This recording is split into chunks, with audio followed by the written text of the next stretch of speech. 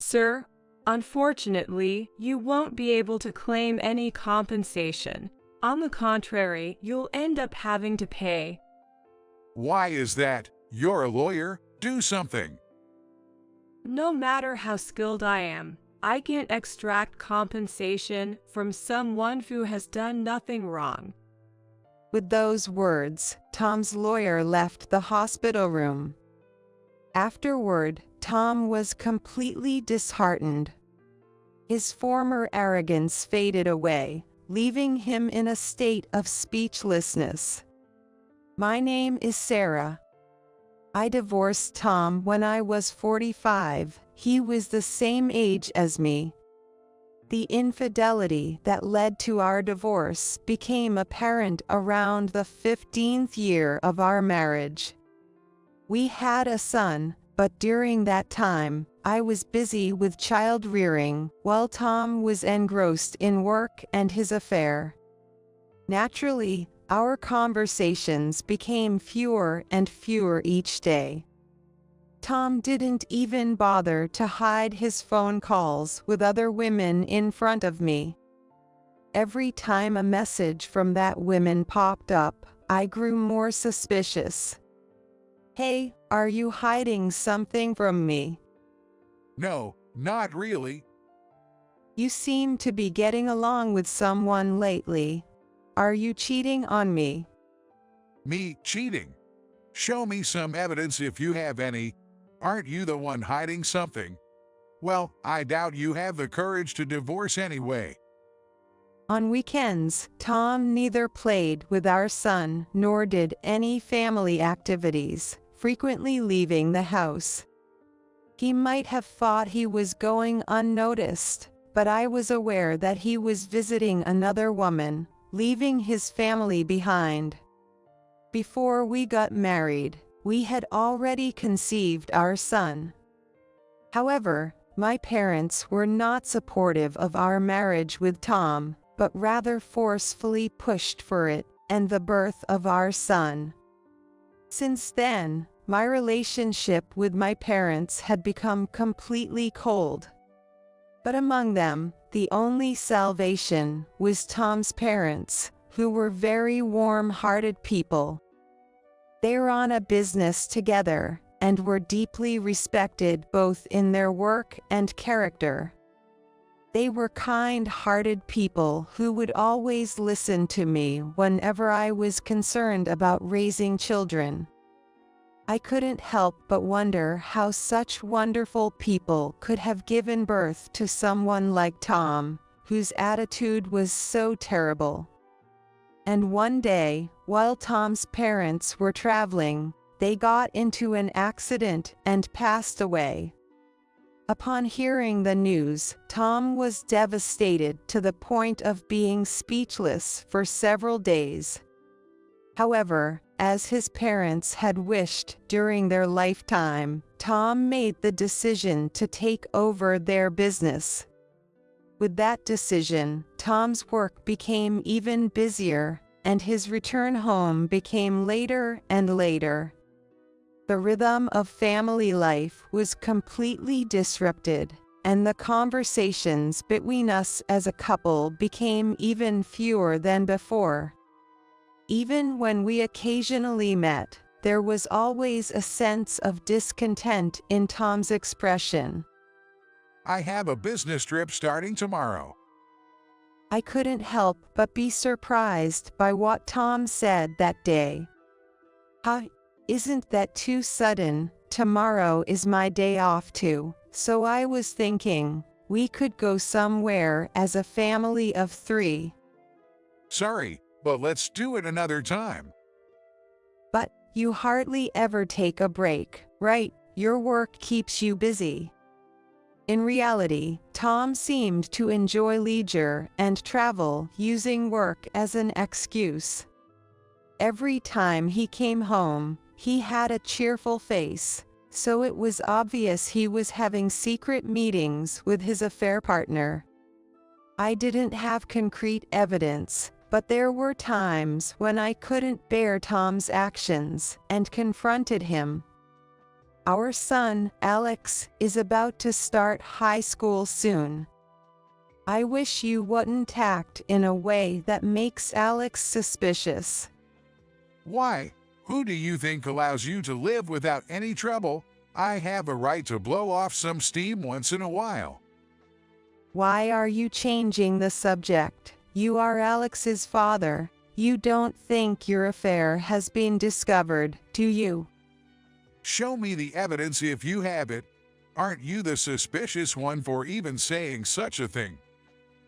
Confronting Tom about his infidelity always leads to a pointless roundabout.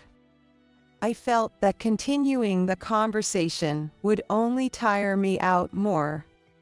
His parents, who were once a source of emotional support, are no longer with us, and I've had to distance myself from my own parents due to marital issues. With no one else to turn to, I find myself forced to just endure, reminding myself daily to keep going. Tom plays the role of a good father in front of Alex. He whimsically spends time with Alex and gives him allowance, seemingly to win Alex's favor. But children are keen observers of their parents' actions. Then, one day, I unexpectedly received a call from the hospital. I couldn't help but think it was divine retribution for Tom when I was told over the phone that he had been in a traffic accident. Shockingly, Tom had been in a traffic accident on a day he had lied about being on a business trip and was rushed to the hospital by ambulance. At that moment, everything was a blur, and I couldn't grasp what had happened. My mind went completely blank. I rushed to the hospital with Alex. When I asked the doctor how serious his condition was, "He'll need several months of hospitalization. It might be tough to hear, but there's significant damage to his spinal cord, and his condition is unstable. During this time, you'll need to prepare as well."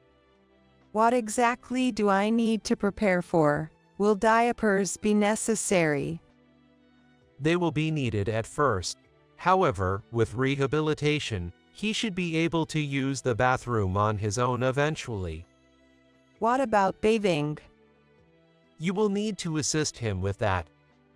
Despite receiving detailed explanations from the doctor, after asking various questions, the thought of continuing to care for Tom made me want to run away. Please support your husband as much as you can, within your capabilities. Though encouraged, my desire to not care for Tom grew stronger after hearing the details of the accident from the police.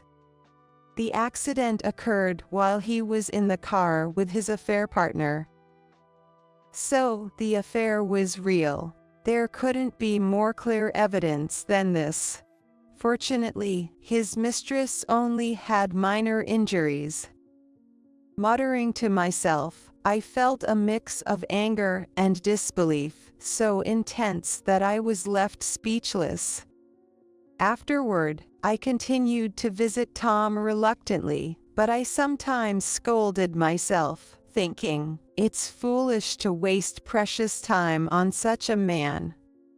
When Alex first accompanied me to the hospital, seeing Tom paralyzed from the waist down clearly devastated him.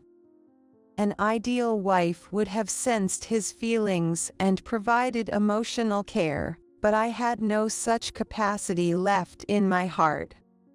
What concerned me even more was that initially, Alex was worried about Tom, but over time, he seemed to care less and less about him.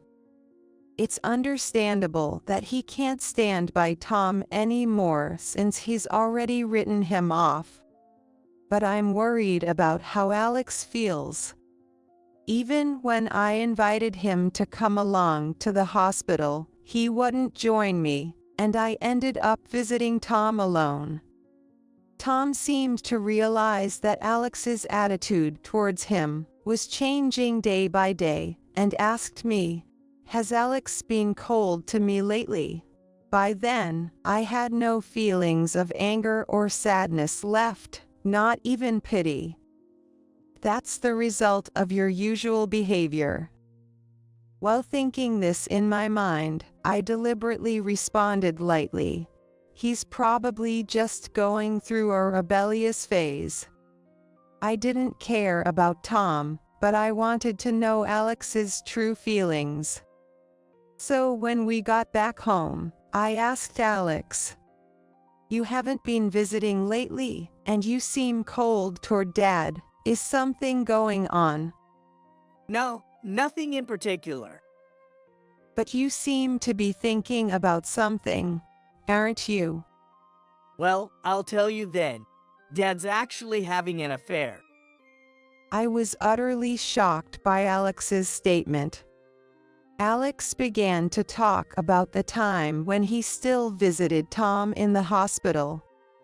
One day, when I urged him to go to Tom's hospital room a bit ahead of me, Alex apparently saw Tom and his affair partner chatting and laughing together in the room.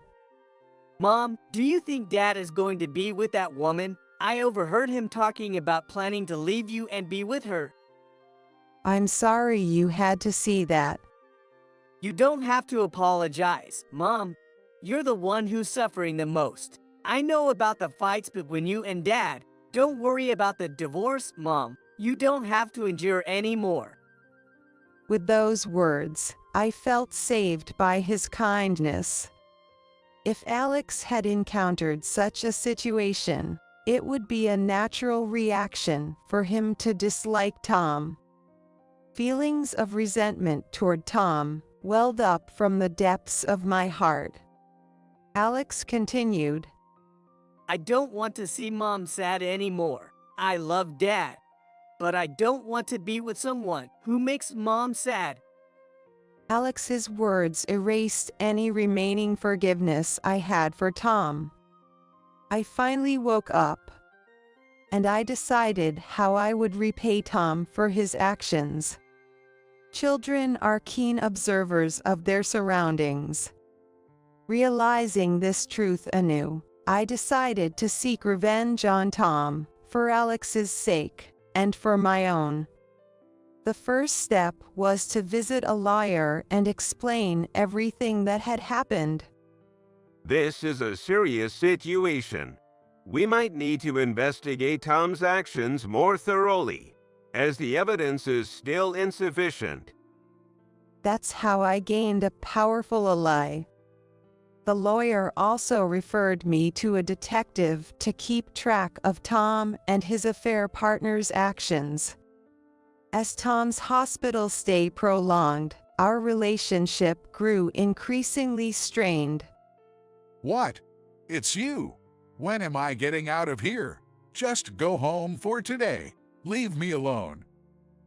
It was not uncommon for him to vent his frustrations. Every time he said such things, I was filled with a desire to yell at him, but I encouraged myself, just endure a little longer, and continued to hold back. Then, one day, I heard something unexpected from Alex. Mom, it seems like Dad's affair partner is planning to take his money and dump him. Really? Yeah, I went to visit Dad this afternoon and I overheard his affair partner at the vending machine saying he's now paralyzed and useless. She was talking about pretending to marry him just to squeeze all his money out of him. Receiving this report from Alex, it became clear that although there was affection between Tom and his affair partner, she had decided to abandon him after the accident. Still, Tom was dreaming of a future with her and was rushing to divorce me. Dad is really a fool, isn't he? Alex said, laughing, and I couldn't help but be drawn into his smile.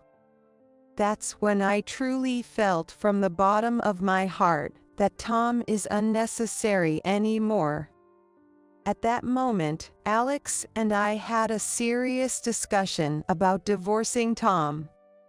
Since Alex also said he didn't need Tom, we decided to divorce and start a new life, just the two of us, free from caring for Tom. I devised various plans on how to get revenge on Tom. With the help of a lawyer and a detective, I had gathered enough evidence to confront Tom with a divorce.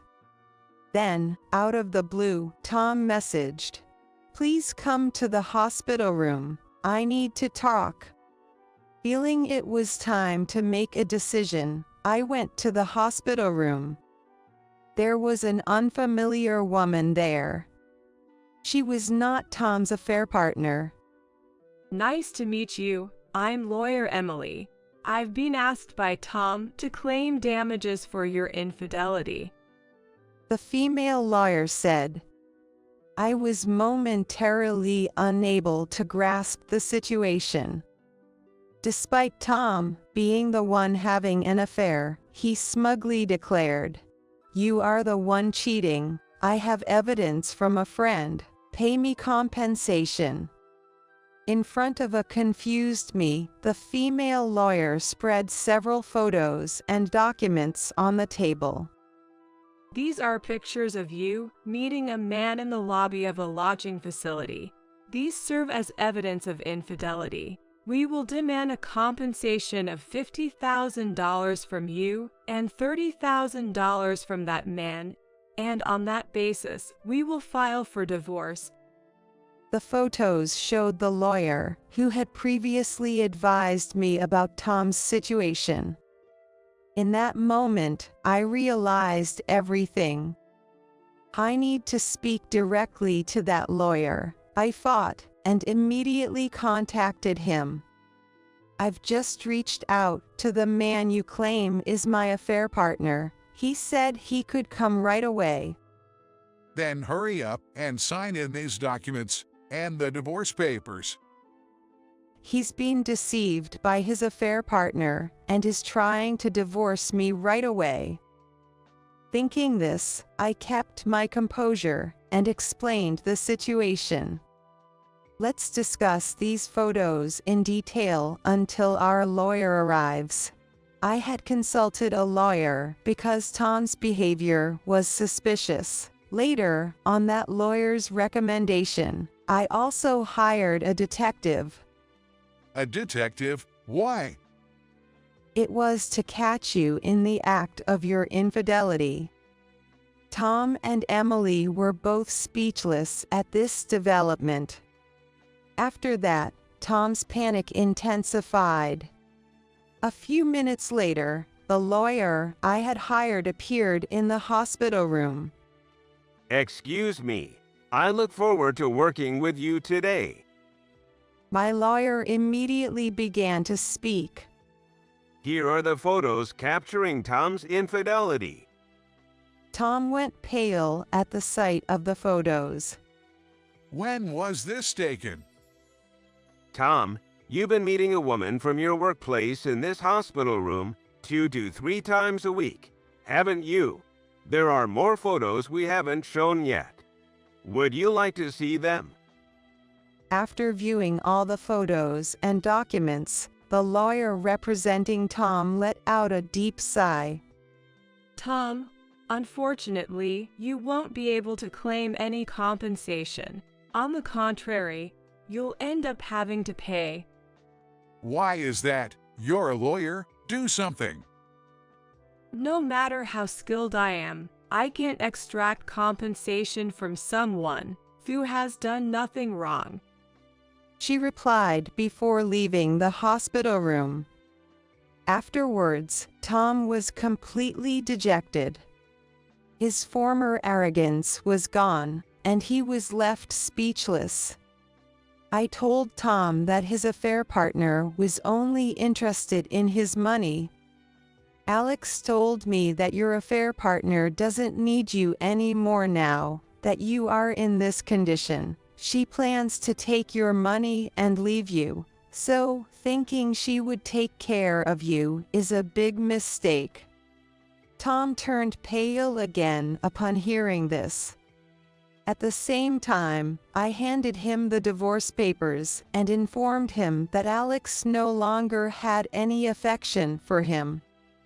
"Alex doesn't want to live with you. He's known about your dishonesty for a while now, and has even said he's okay with us getting a divorce."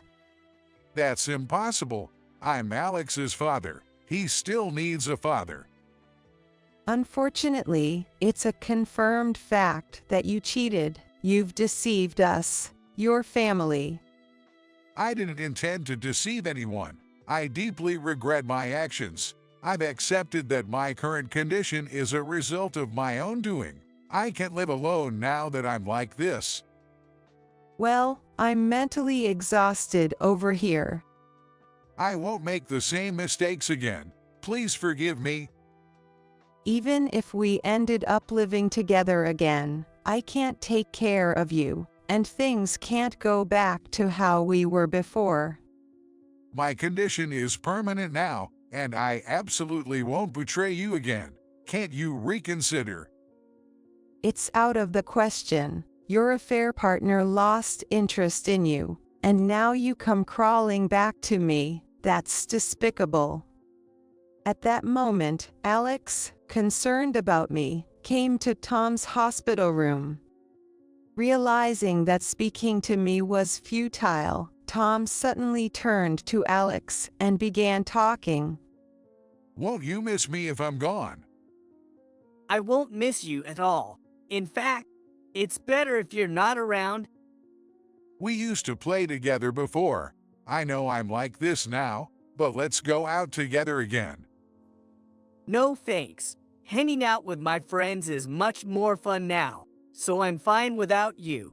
I don't need a dad who betrayed Mom. Mom is all I need. And you might have already heard from Mom, but that affair partner of yours has no intention of being with you anymore."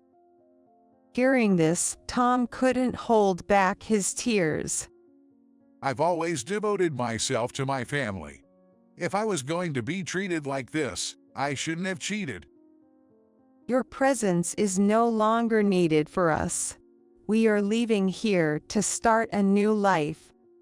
Tom, crying, muttered something, but following the lawyer's instructions, he signed the divorce papers. With Tom speechless, Alex and I left the hospital. Afterward, along with the lawyer, I headed to the city hall and successfully submitted the divorce papers. When I informed Tom about this via text, I received a flurry of intense calls and messages from him.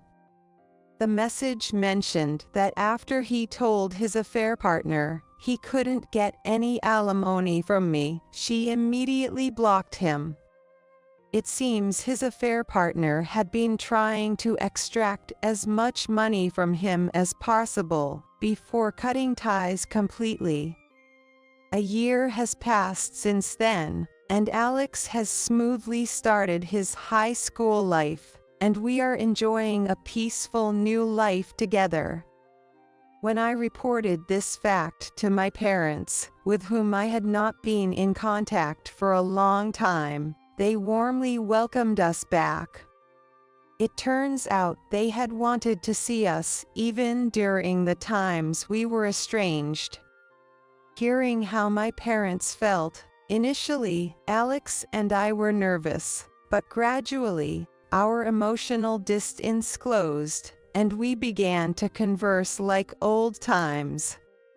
Alex and I both felt immense joy at the kindness my parents showed when they first met him. We were able to deepen our family bonds again, and I am truly grateful for that. I've become indifferent about Tom, but it's true that he sent me a message saying, "Help me." I didn't respond and just blocked him. Whatever happens to him now is none of my concern. His accident while he was with his affair partner was a consequence of his own actions. Perhaps this tragedy would not have happened if he had valued his family more. Being freed from the dishonest Tom and starting a new life with Alex has been a great happiness for me, and I hope Alex feels the same. I don't know how he is living now. I just hope he learns to discern who to value and lives a life of integrity.